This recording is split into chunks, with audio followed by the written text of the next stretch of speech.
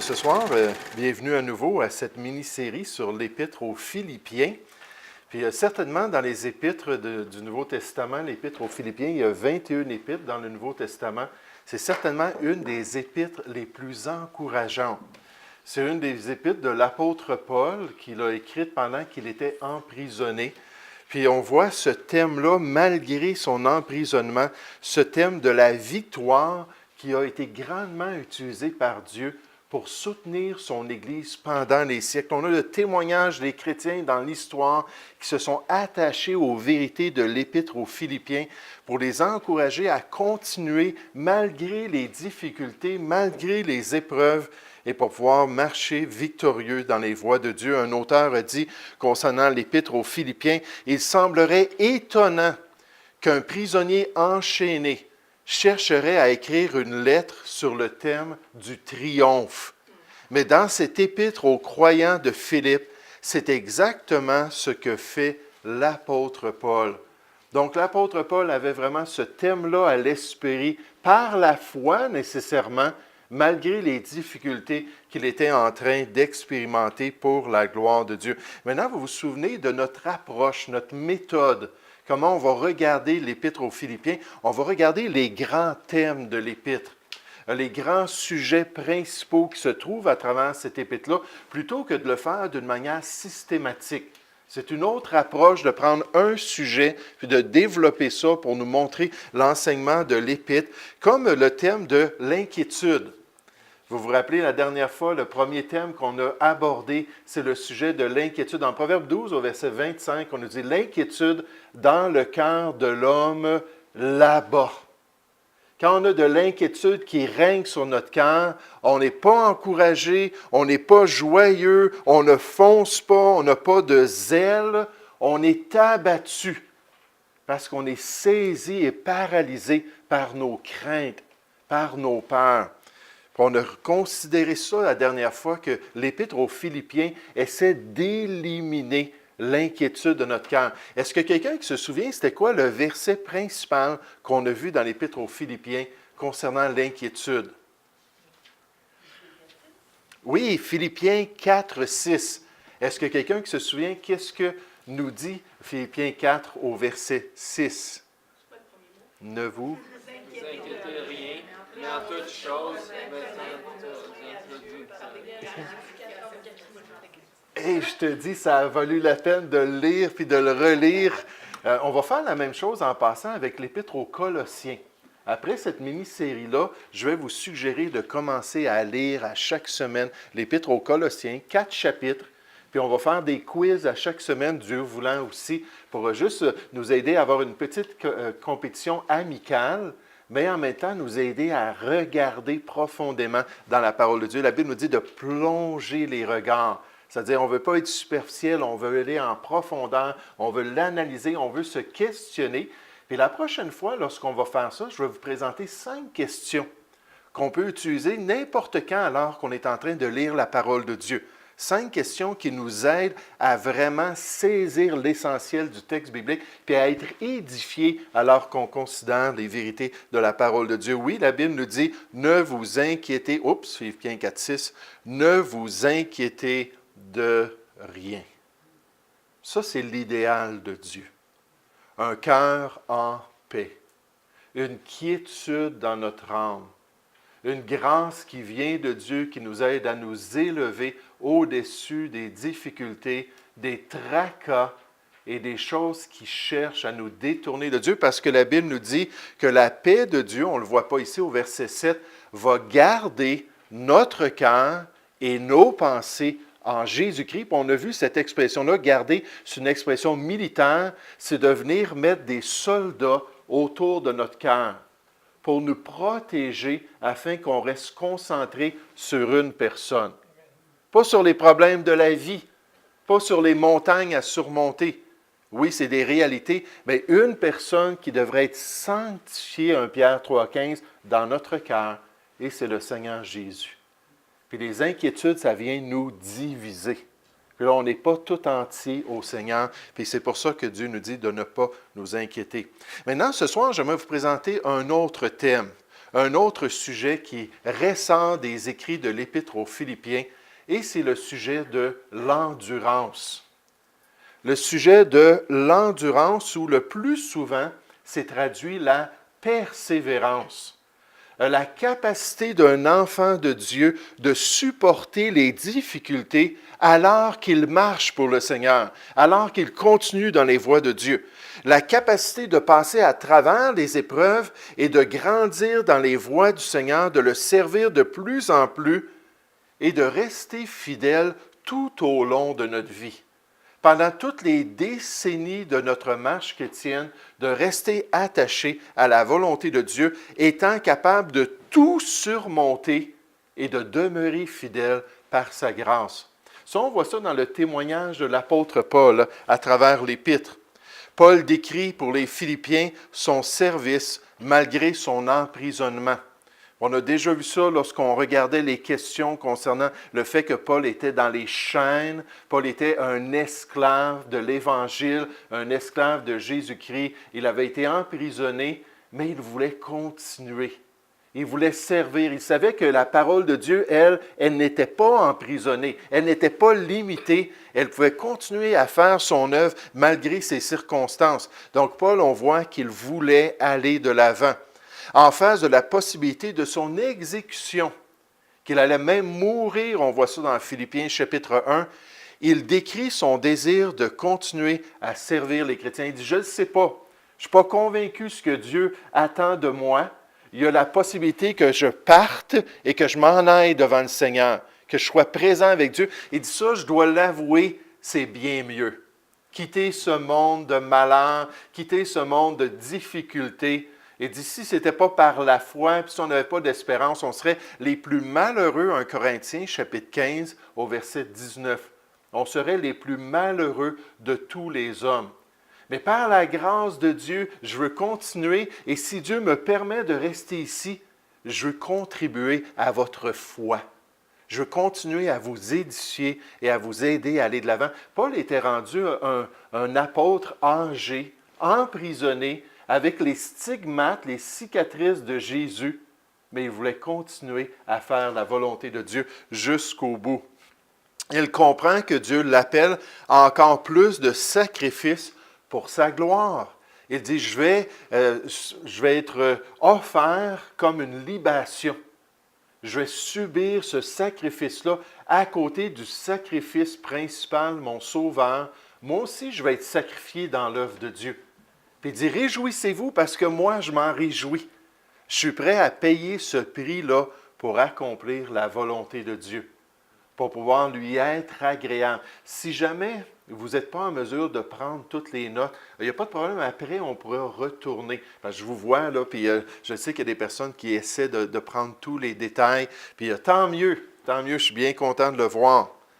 Paul réalise qu'il doit être content dans toutes les circonstances que Dieu permet. Ça, c'était une clé qui l'aidait à être endurant. Dieu l'a permis. Dieu est au contrôle. Il n'y a rien qui peut me séparer de l'amour de mon Sauveur.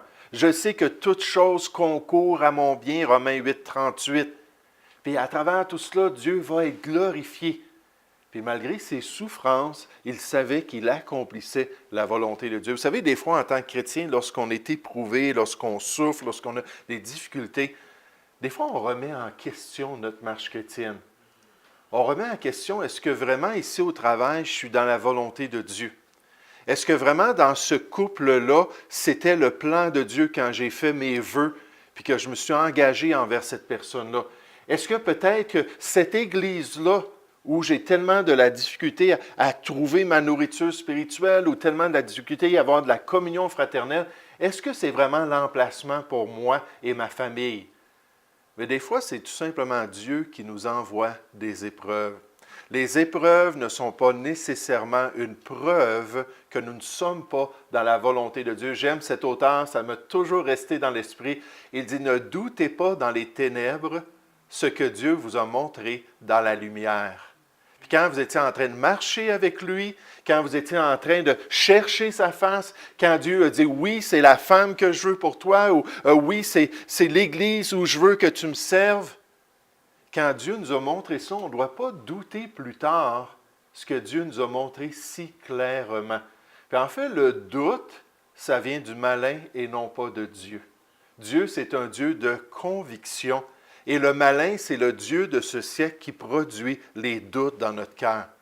Et on peut dire des fois dans des difficultés, on peut dire, Seigneur, si tu veux que je change d'emploi, si c'est le temps d'aller ailleurs, bien fais quelque chose de précis pour me le montrer. Produis une conviction dans mon cœur. Je ne veux pas que ce soit les difficultés qui vont me faire changer de place. Comme Abraham, vous savez, Abraham était en plein centre de la volonté de Dieu. Et quand il y a eu des difficultés, il a sorti de la volonté de Dieu. Il s'est en allé en Égypte. Puis pendant qu'il était en Égypte à cause de la famine, dans le plan de Dieu, il a quitté le plan de Dieu. Il a dit que sa femme, c'était sa sœur, ce qui n'était pas totalement faux, c'était sa demi-sœur. Mais à travers tout ça, il a fait toutes sortes de choix avec Moab aussi, puis d'autres problèmes qu'il a eus. Puis on parle d'Abraham, on parle du syndrome du savon. Quand on essaie de saisir un savon là, dans le bain ou dans la douche, là, souvent on va mettre la main sur le savon, puis il va s'en aller ailleurs. Puis là, on essaie de le prendre, puis de l'utiliser, puis là, il s'en va ailleurs. Puis des fois, les chrétiens sont comme des savons. Dieu est là, puis il envoie des choses, puis il est en train de les façonner, puis il veut les transformer à l'image de Jésus-Christ. Il les saisit pour pouvoir vraiment les mouler comme l'argile que le potier va mouler. Puis là, tout à coup, on s'en va ailleurs. Ils s'en vont. Oui, merci Pierre. Puis là, on change d'endroit, puis on change de travail. Des fois, 2-3 ans, puis une personne est rendue ailleurs. Jamais capable de persévérer au même endroit. On change d'église, on change de conjoint. On est toujours en train de changer parce qu'on n'a pas appris que les difficultés, ce ne sont pas des marques que nous sommes en dehors de la volonté de Dieu. Bien au contraire, donc, il dit, il faut que je sois content. C'est la leçon que Dieu m'a appris. Peu importe si je suis dans la disette, peu importe si je suis dans l'abondance. Dieu veut que j'apprenne la satisfaction dans les circonstances que je suis en train d'expérimenter pour la gloire de Dieu. Il comprend qu'il doit courir jusqu'à la ligne d'arrivée s'il veut être un vainqueur pour son Dieu. Il ne faut pas que je me relâche. Il faut que je sois endurant, persévérant, prêt à aller à contre-courant pour accomplir la volonté de Dieu. Puis le verset qu'on a donne ce thème-là dans notre passage, dans l'Épître aux Philippiens, c'est Philippiens 3 au verset 14. Philippiens 3 pour nous présenter cette endurance-là. Puis le texte nous dit, « Je cours vers le but pour remporter le prix de la vocation céleste de Dieu en Jésus-Christ. Je cours vers le but. Je cours vers cet objectif-là que j'ai dans mon cœur, vers la cible de la volonté de Dieu. » Puis nécessairement, Paul parle d'un coureur, quelqu'un qui est en train de faire une compétition athlétique. Puis il donne cette image-là de la course chrétienne. Il décrit ce fait-là que nous sommes des athlètes de Dieu. Et le but pour le chrétien, c'est d'arriver un jour à terminer la course, à ne pas sortir de la piste, à ne pas nous disqualifier alors qu'on est en train de courir, à ne pas devenir des spectateurs dans les estrades, à imaginer le scandale pendant une compétition olympique alors qu'on a tous ces coureurs-là qui font un marathon. Puis là, tout à coup, il y en a un qui sort, puis il va s'asseoir, puis là, il commence à applaudir les autres, puis on dirait, wow, tu n'as pas compris ton rôle, là. Tu n'as pas compris ta responsabilité. Et Paul voulait absolument achever son marathon pour Dieu. Il voulait un jour pouvoir arriver à cette ligne-là qui lui permettait de pouvoir dire, c'est fait. J'ai tout accompli, la volonté de Dieu.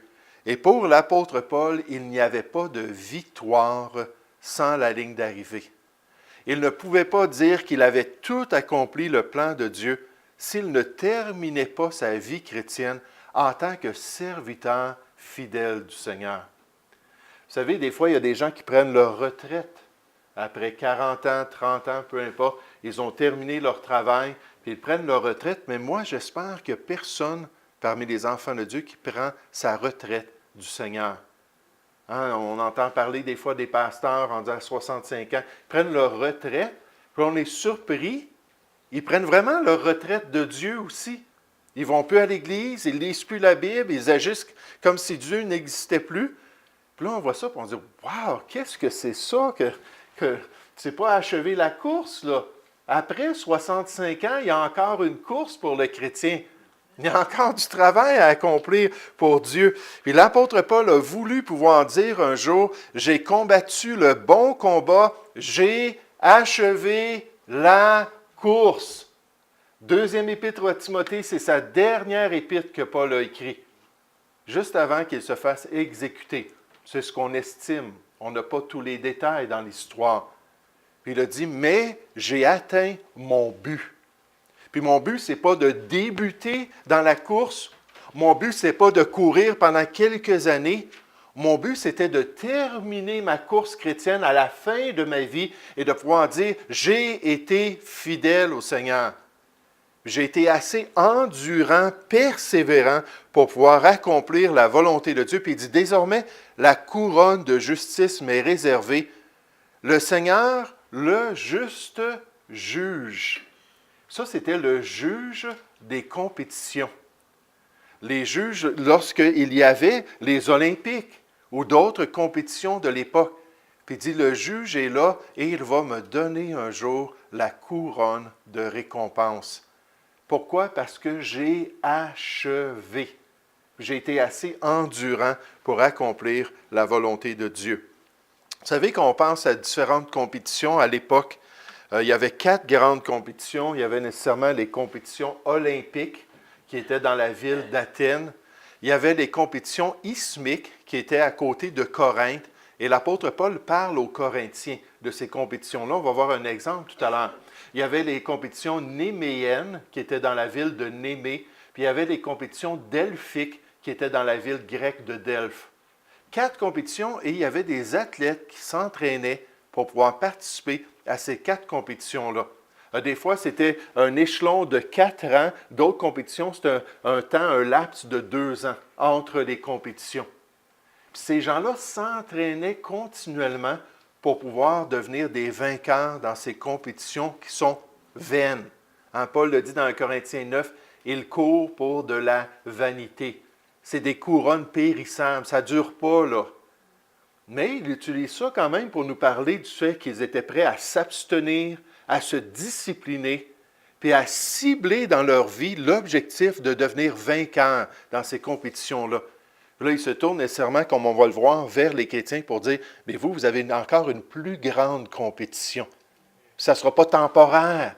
Les récompenses, ça va être éternel. Puis Dieu va vous honorer. » Mais toutes ces années-là, ils s'entraînaient. Puis quand ils arrivaient à l'époque de la compétition, pendant 2 semaines, ils venaient sur le site, à Athènes, pour les compétitions olympiques, par exemple. Et là, ils s'entraînaient devant des juges. Ce n'était pas encore la compétition, c'était juste l'entraînement. Là, les juges regardaient ce qu'ils mangeaient pendant l'entraînement. Ils regardaient qui ils fréquentaient pendant l'entraînement. Ils regardaient combien d'heures de sommeil ils avaient par jour. Toutes sortes de détails. Il y avait des règles pour toute la journée. Puis en plus, bien là, on surveillait s'ils s'entraînaient convenablement, s'ils suivaient les règles. Et on pouvait être disqualifié pendant l'entraînement. Ensuite venaient les compétitions intenses. Puis pendant ces compétitions-là, nécessairement, il fallait qu'ils s'efforcent de tout suivre les règles des compétitions particulières. Les compétitions olympiques, ce n'étaient pas les mêmes règles que les compétitions néméennes, par exemple. Donc, quand on s'en allait à Athènes, il faut vraiment se préparer, là, c'est comme ça qu'on doit faire les choses. Quand ils allaient à Delphes ou à Corinthe, sur l'isthme de Corinthe, il y avait des règles différentes. Mais dans chacune de ces 4 compétitions-là, pour les coureurs, il y avait toujours la règle principale. Il faut traverser la ligne d'arrivée. Il n'y a aucun espoir de gagner si vous ne traversez pas la ligne d'arrivée. Il n'y a aucun espoir d'être honoré si vous ne terminez pas. Et c'est pour ça que l'apôtre Paul dit, « J'ai achevé la course. » J'ai été un vrai courant pour Dieu.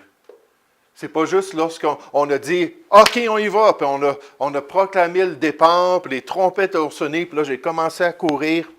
Puis là, après un certain temps, j'étais encore en train de courir, puis après un certain temps, j'ai continué à courir. Non, il dit, c'était pas ça qui était important. C'est qu'il fallait que je me rende jusqu'à la ligne d'arrivée.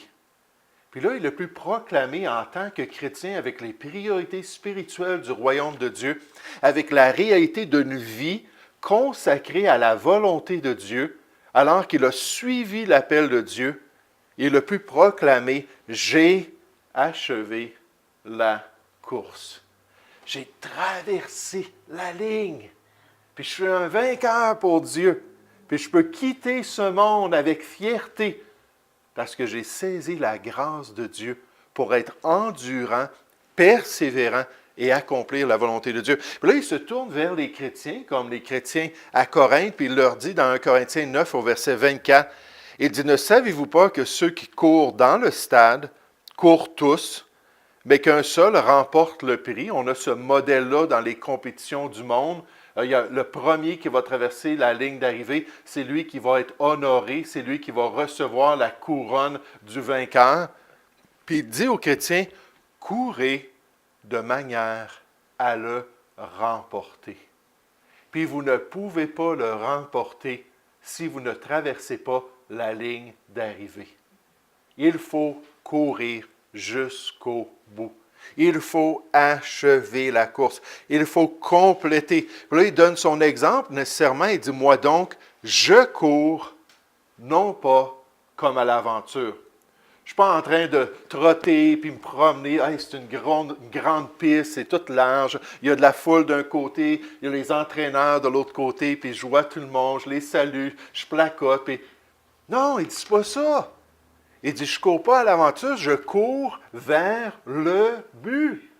Et je veux tout faire pour me rendre jusqu'à la ligne d'arrivée. M'assurer d'achever ma course pour pouvoir glorifier Dieu par cet achèvement-là. Et ensuite, il se tourne vers les chrétiens, puis il dit, nous donc aussi, là, c'est peut-être pas l'apôtre Paul, pardon, dans l'Épître aux Hébreux, puisque nous sommes environnés d'une si grande nuée de témoins, on est dans le stade de l'œuvre de Dieu. Rejetons tout fardeau, on a déjà regardé ça dans le passé, et le péché qui nous enveloppe si facilement, et courons avec persévérance.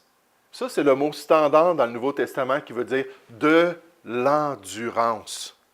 La capacité de courir à contre-courant, puis de continuer malgré la difficulté. Ça prend ça.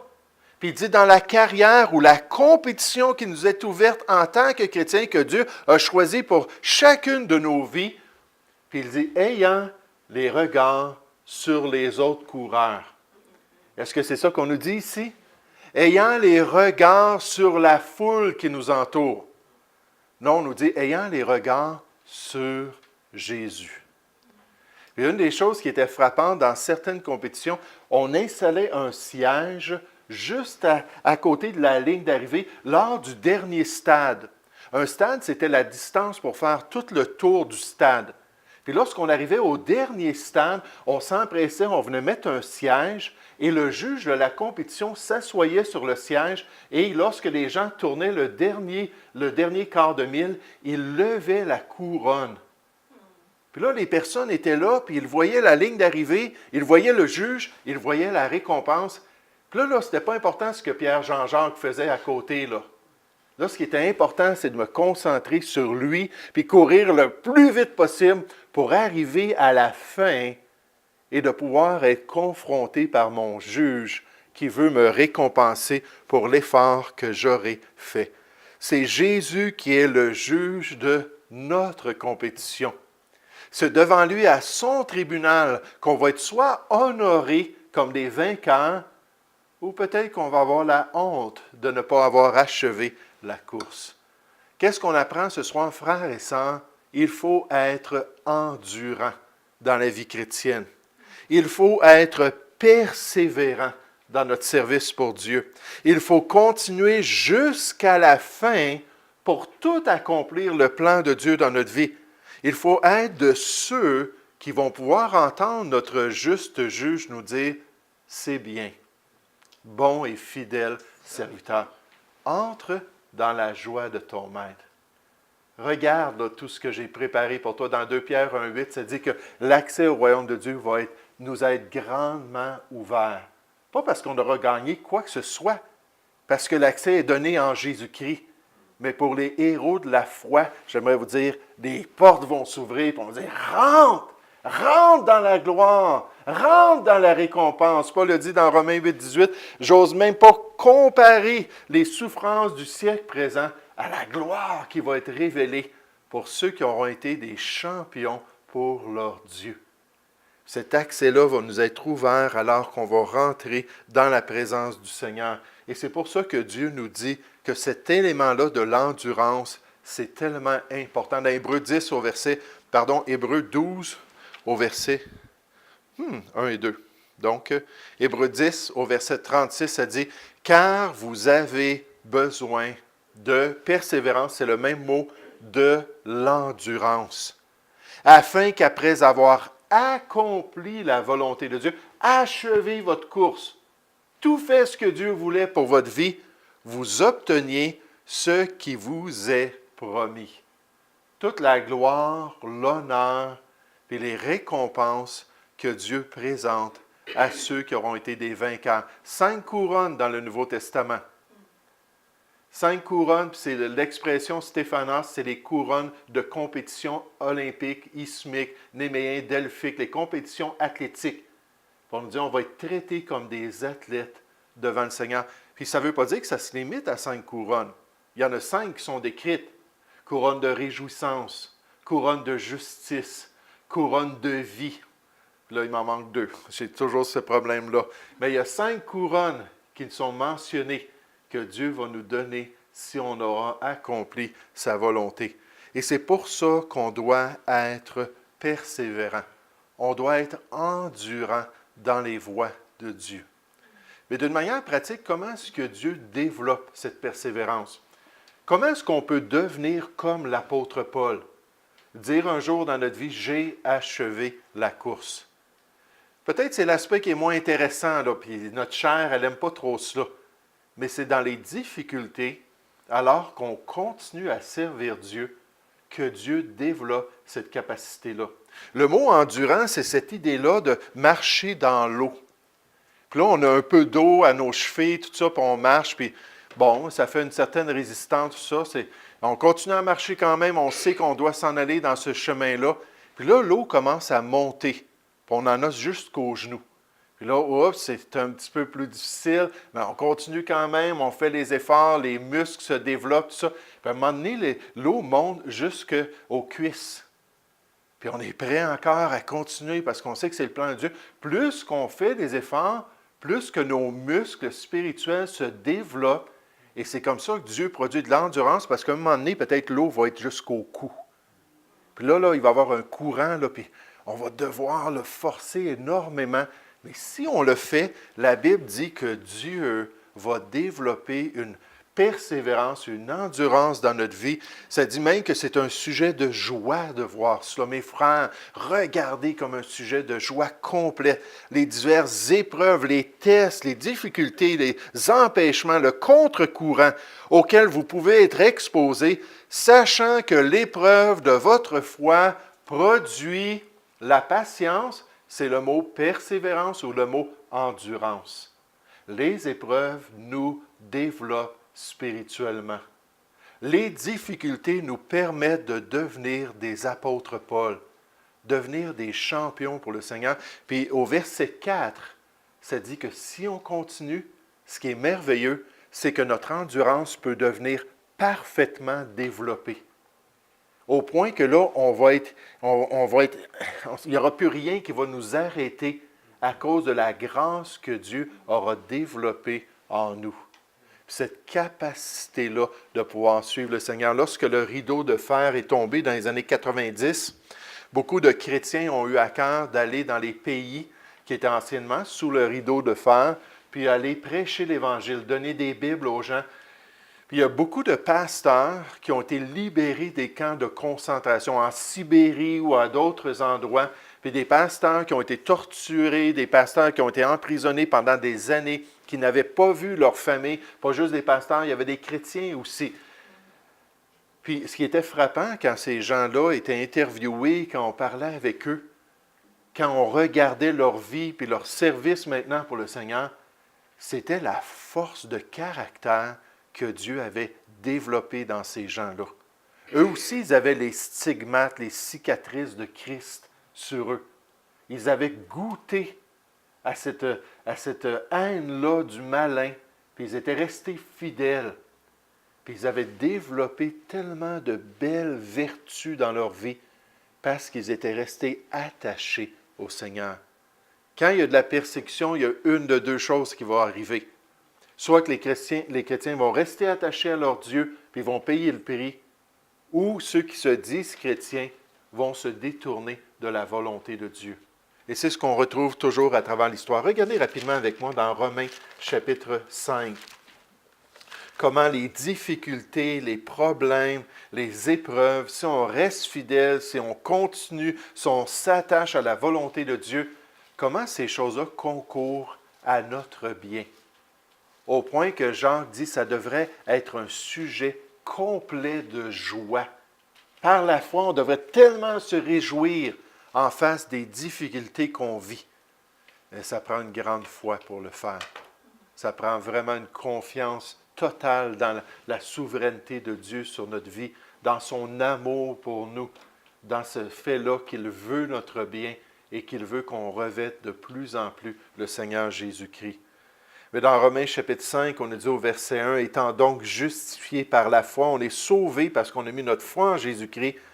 Nous avons la paix avec Dieu par notre Seigneur Jésus-Christ, à qui nous devons avoir eu par la foi accès à cette grâce. C'est un cadeau dans lequel nous demeurons fermes et nous nous glorifions dans l'espérance de la gloire de Dieu. On ne lâche pas.